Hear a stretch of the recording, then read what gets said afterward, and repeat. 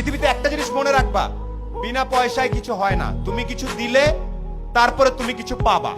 এটা সবচেয়ে আমাদের সবার মন খারাপ হয়ে যায়, আমাকে ডাকলো না কেন, আমাকে সম্মান দিল না কেন, আমাকে ট্যালেন্ট পুলে বৃত্তি দিল না কেন, কারণ তুমি ভালো একটা খাতা জমা দিতে পারো নাই।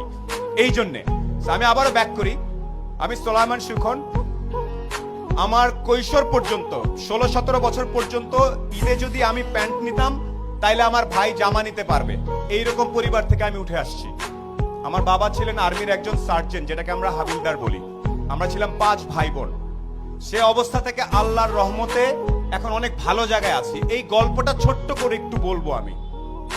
আমি নর্মাল বিভিন্ন জায়গায় পড়াশোনা করছি।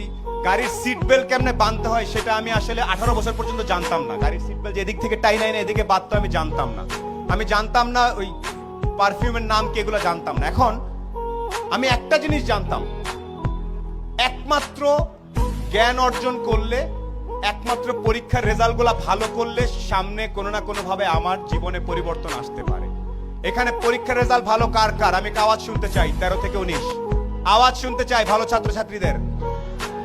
এখানে প্রত্যেকে ভালো ছাত্রছাত্রী আমি জানি। আমি আজকে লিস্টে পড়েছি, পলক ভাই প্লেনে আসতে আসতে বলছিল যে এত ছেলে মেয়ে, এত কৃতি সন্তান আমি কিভাবে ছবি তুলবো একসাথে, আমার তো পুরো মাঠ লাগবে।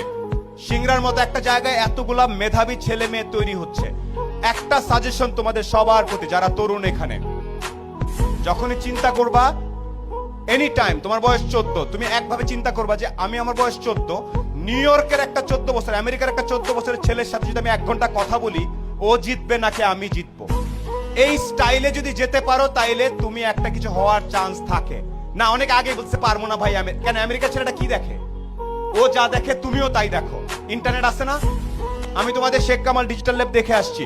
আমি জানি এই আমতলা ইন্টারনেটের কারণে ছেলে পেলে এসে বসে বসে কাজ করে, আমি জানি এটা। আমেরিকার ছেলেটা যে ইন্টারনেট ইউজ করতেছে, তুমি একই ইন্টারনেট ইউজ করতেছো না? কে কে আওয়াজ?